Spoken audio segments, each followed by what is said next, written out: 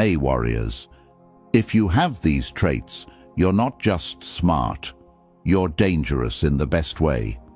Now listen, most people spend their whole life trying to look intelligent. They collect facts, they memorize quotes, they talk fast, they talk loud, they throw opinions like confetti and call it confidence. But Machiavelli didn't measure intelligence that way. He measured it by control. Control over yourself when you're provoked. Control over situations when everyone else is confused. Control over outcomes when the room is emotional, impulsive, and blind. Because real intelligence isn't about what you know.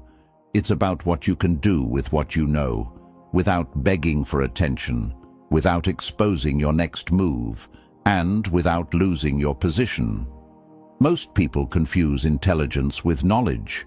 Machiavelli measured it by control, over yourself, over situations, and over outcomes. And here's the brutal truth. The world doesn't reward the smartest person on paper. The world rewards the person who understands people, reads power, and moves with timing. The world rewards the person who can stay calm while others panic, who can see patterns while others chase drama, who can hold their tongue while others sell their dignity for a moment of being heard. These aren't school traits. They're real-world traits that let you see patterns, read people, and move strategically while everyone else reacts. So if you've ever felt like you're different, like your mind doesn't work like most people, like you notice things others ignore, like you can feel the shift in a room before anyone says a word, this video is for you. Because the smartest person in the room rarely announces it. They don't need to. They let others underestimate them. They let others reveal themselves. They let others make noise, while they quietly collect the advantage. As we go through the 7 traits, keep score, because the quietest person often has the sharpest mind. And don't treat this like entertainment. Treat this like a mirror, because if you recognize yourself in these traits, it means you're not built for the average path. You're built for strategy. You're built to win without begging. You're built to move like someone who understands the game. Here are the 7 traits that separate the smartest from the loudest. Before we go deeper, I want you to drop this affirmation in the comments. I move with control. Let's start with the trait that scares loud people the most, strategic silence. Because silence isn't emptiness, silence is positioning. Most people talk to prove they belong. They fill every pause with jokes, opinions, stories, explanations. Not because they have something valuable to say, but because they fear what happens when they stop talking.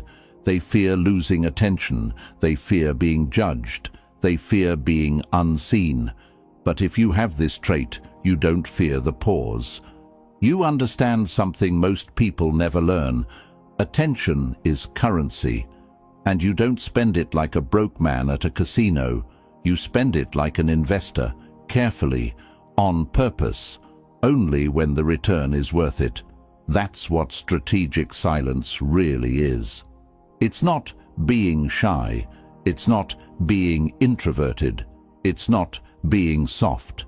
It's knowing that every word you speak gives away 3 things: what you want, what you fear, what you're about to do next.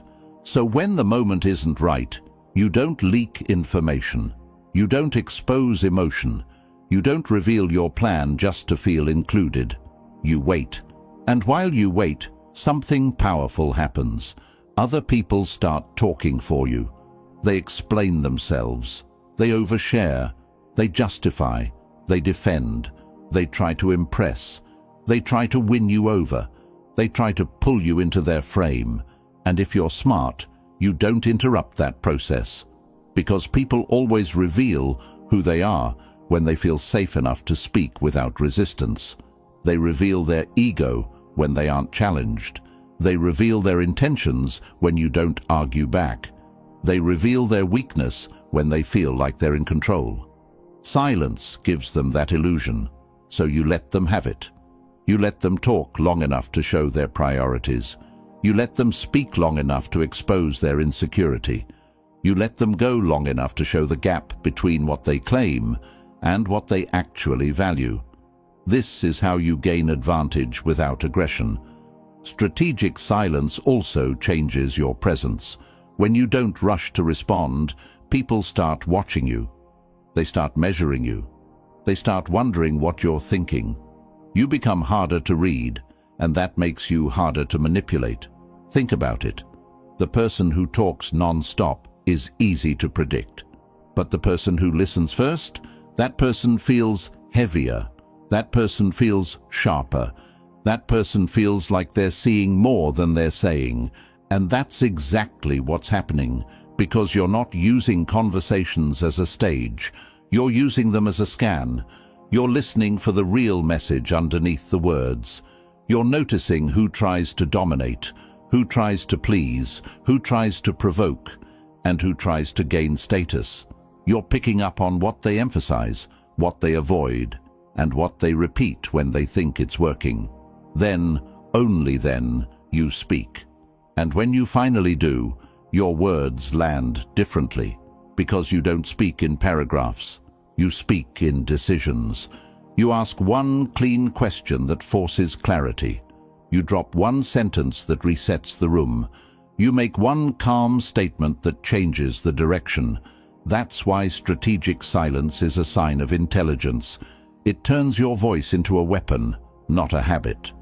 And here's the part most people don't expect. This trait isn't just social, it's personal.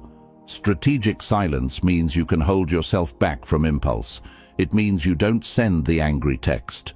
You don't snap in the moment. You don't announce your moves early. You don't argue with someone who's trying to drag you down to their level. You let time do the work. You let patience build pressure. You let people show you exactly where they stand. Then you move. Now, I want you to drop this affirmation in the comments. I speak with purpose. Number 2, reading real motives. This is where most people get played, because they listen to sentences instead of reading purpose. The average person treats conversation like a literal transaction. You said this, so you must mean this.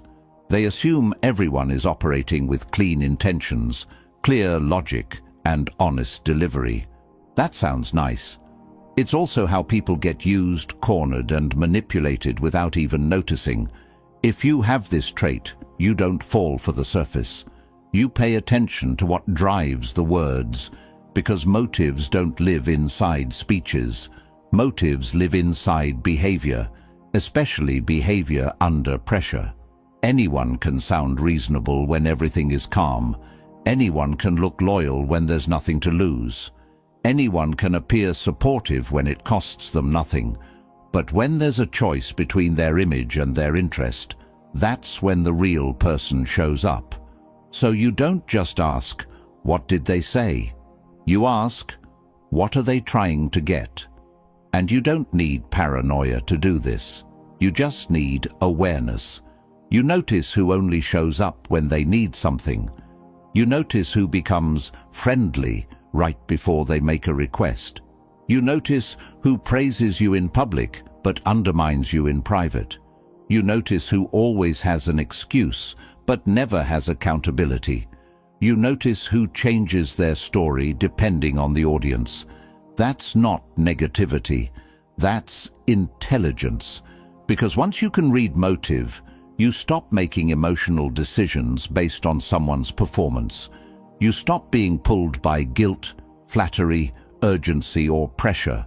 You stop reacting to their tone and start analyzing their aim. And here's the scary part. Most people are not even lying on purpose. They're lying to themselves first. They don't say, I want control. They say, I'm just trying to help. They don't say, I'm jealous. They say, I'm just being honest. They don't say, I want attention. They say, no one appreciates me. But your mind doesn't get hypnotized by the packaging. You look past the story and focus on the payoff. What do they gain if you believe them? What do they lose if you say no? What happens if you don't respond the way they expect? That's why this trait feels almost like a sixth sense. It's not magic, it's pattern recognition in human nature. Machiavelli once wrote, "Men judge generally more by the eye than by the hand. Everyone can see and few can feel." That line matters here because it exposes a hard reality. People often judge based on what looks convincing, not what's true. They get seduced by confidence, style, titles, charm, and volume. They mistake appearance for reliability. They confuse boldness with honesty. You don't.